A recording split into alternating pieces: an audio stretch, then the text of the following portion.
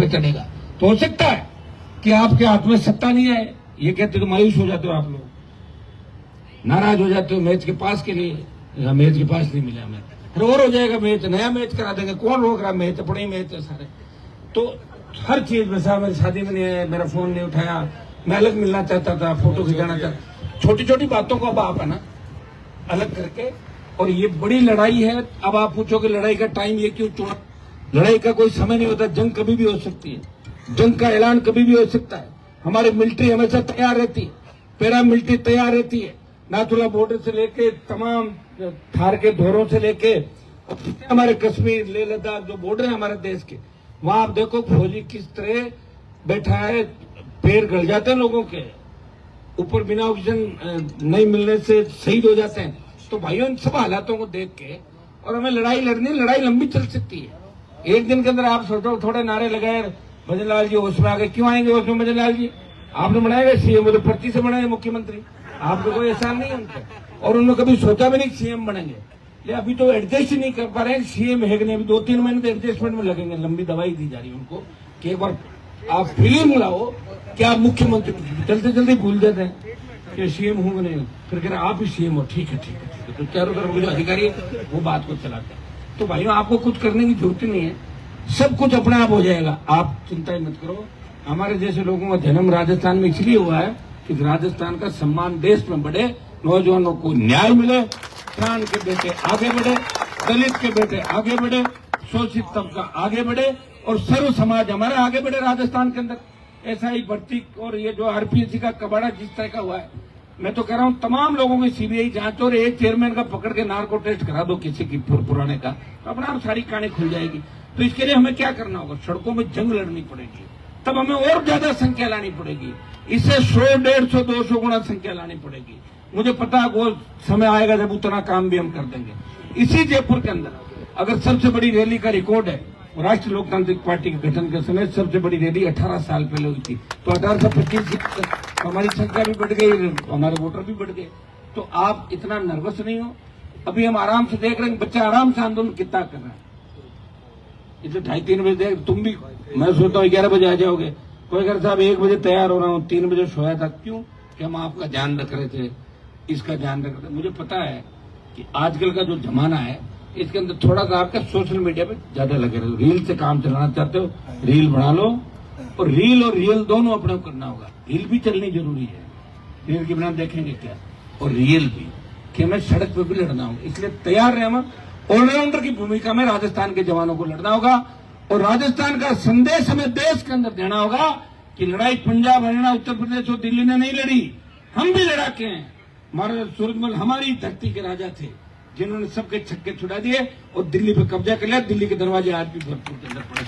हम तमाम सारी जातियां, और मुझे अच्छा लगता है जब इस राष्ट्रीय लोकतांत्रिक पार्टी के अंदर हम आते हैं तो तमाम जातियों के नौजवान, किसान, हर वर्ग इस आरएलपी पार्टी को समर्थन करता है, नौजवानों को आंदोलन में आते हैं। और मैं आपको विश्वास दिलाता हूं कि अब इसको और मजबूत तरीके से पार्टी को मजबूत भी करेंगे, इसका संगठन भी बनेगा आगामी। आप जानते हो अकेला व्यक्ति है, लड़ रहा है और किसी से डर नहीं रहा है, नहीं तो ईडी से डर रहा, न सीबीआई से, न किसी और से। तो लड़ने वाले व्यक्ति के लिए थोड़ा समय लग सकता है, कभी कभी 10 मिनट सोच भी लिया करो कि भाई साहब से नाराज तो हो रहे हैं, लेकिन वो लड़ किसके लिए रहे, इतना सोचते आपके सारी कहानी समझ में आ जाएगी। मुझे क्यों लड़ना पड़े बताओ? मेरे जो सामने माइक भी परमिशन लेते थे, साहब बोलेंगे नहीं बोले, वो 3 बार कैबिनेट मंत्री रह गए सरकार का, मैं भी बन जाता, मुझे रोक रहा था। लेकिन सब बातों का ध्यान भी साथ साथ आपका मेरे पर अधिकार है, हर नौजवान का, लेकिन मैं आपको दिशा निर्देश दूंगा, और मैं गलत हूं उस दिन आप मुझे कह दोगे। अभी मैं आपके लिए लड़ रहा हूं, ध्यान रखना है कि अभी हनुमान जी राजस्थान के सम्मान की लड़ाई लड़ रहे हैं। ये ऐसा ही भर्ती का जो मुद्दा है, वो तमाम नेता मंत्री आपको अकेला छोड़ दें, 4 लड़कों को अकेला छोड़ के चले गए। ये ऐसा ही भर्ती के अभ्यर्थी बहुत कम होंगे, हाथ खड़े करो तो कितने, सही सही करना हाथ खड़े। हाँ एक मिनट, ऐसा ही भर्ती के अंदर जो आ रहे हैं, गण लो भाई कितने देंगे, नहीं 8, 10, 4 यहाँ ऊपर बैठा, कितना है? जब आंदोलन की शुरुआत करी, जब क्या कहा था मनोज, कितने लोग आएंगे? 500। वो कब 500 का दिन कब आएगा? लेकिन 500 भी आएंगे भी थोड़ी पता भाई, तुम थोड़ा मायूस हो ना। इसलिए कोई भी नेता तुम्हारी बातों पर आके यहाँ नहीं आता, लेकिन मुझे पता था कि लड़ाई राष्ट्रीय लोकतांत्रिक पार्टी को लड़नी है। एसआई जो बन गए उनके माता पिता हमसे नाराज होंगे, वो बच्चे नाराज होंगे, और जो फर्जी है उनका परिवार भी हमसे नाराज होगा कि हमारे बच्चों को बाहर निकाल रहे हैं और वो कह रहे रद्द करा रहे हैं। तो हमें कोई ज्यादा फायदा इसमें नहीं दिखा, लेकिन राजस्थान का सम्मान बढ़ेगा। भर्ती रद्द होने से मैसेज देश के अंदर जाएगा। जो नया बच्चा तैयारी कर रहा है वो सोचेगा कि अब आरपीएससी ठीक हुई, अब कोई फर्जी थानेदार नहीं है, जो थानेदार अब नई भर्ती में आएंगे वो सही होंगे, पेपर लीक घटनाओं पर रोक लगेगी और आरपीएससी भंग होगी। इन सब बातों की ये एसआई के बच्चों को मेरी सीख है कि आपको अपना पाना चाहिए। भाई आपके लिए लड़ रहा हूँ, मेरे लिए थोड़ी लड़ रहा हूँ। ये कोई वोट मांगने थोड़े यहाँ पर कोई चुनावी सभा के अंदर वोट मांगना। ये तो बात हुई थी, कमिटमेंट हुआ था जिस दिन बैठे थे। मैंने बुला के पूछा, तुम 3 महीने से मुझे कह रहे थे एसआई भर्ती साहब जल्दी आओ लोग। मैंने कहा रुक जाओ भाई, अब वो कितने हो जाओगे? बोले 500 हो जाएंगे और 500 से 800 और 1000। अरे 500 छोड़ो, 200 रहो, 100 आ जाओ। ये तो आरएलपी की टीम एक भी एसआई वाला नहीं इसके अंदर। ये तो बच्चे जो कोई स्कूल, यूनिवर्सिटी, कॉलेज और ये प्राइवेट बच्चे हैं, सारे अपना काम छोड़ के आते हैं। ये संख्या बढ़ेगी, लेकिन आज से तुम ये भी तय करो कि एसआई भर्ती वाले बच्चे भी कल से 200, 300, 400, 500 की संख्या में बैठेंगे। इसके लिए रात को अपनी अलग प्लानिंग करो। तुम 5 आदमी मंच पे हो और 5 गुट है तुम्हारे, ये 5 गुट खत्म करो अपने, एक जगह बैठो, और नहीं बैठो तो फिर अपने घर जाके बैठो। ये आंदोलन हम करेंगे, तुम्हारे बिना भी चलेगा, तुम्हें दिमाग से निकाल दो। मेरी एक आदत है, जब मैं कहीं जाता हूँ ना तो मैं ये सोचता हूँ कि लड़ाई मेरी है। समझ में आ गई? इसमें कोई रहना चाहिए तो उसका स्वागत है, और नहीं रहना चाहिए तो कोई दिक्कत नहीं। फालतू में बोझ भरने से, आप तंग होने से फायदा नहीं। मनोज, अगर कुछ आदमी आपके पास है तो कल अपने आदमी लाके करो। विदुड़ी, तू, लक्ष्मण तीनों बैठो, ये 100 आदमी हमारे बैठे हैं अलग। और उस दिन गर्ल्स आई थी अपने कितनी सारी, क्या वहां एक भी नहीं है? क्या लड़कियां ठंडा नहीं बनना चाहती? क्या मेरा काम ये है कि मैं लेबर हो गया राजस्थान का, जो लेबर करता रहूंगा? क्यों? मेरे घर पे ऐसी लगे, आराम से होऊंगा, बिजली का बिल देता हूँ, क्या दिक्कत? बच्चों को क्यों तंग करूं मैं सबको? तो भाई तुम भी ये सुन लो कि कल तुम्हारी संख्या होनी चाहिए, और ये आंदोलन अब लंबा चलेगा, ये भी सुन लो। अगर किसी को कांग्रेस ज्वाइन करनी है, बीजेपी करनी है मंच पे, तो आप आराम जाके करो, मैं मना नहीं कर रहा हूँ।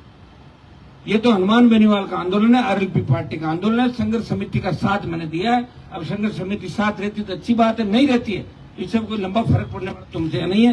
3-5 नहीं आओगे तो 5 दूसरे आ जाएंगे।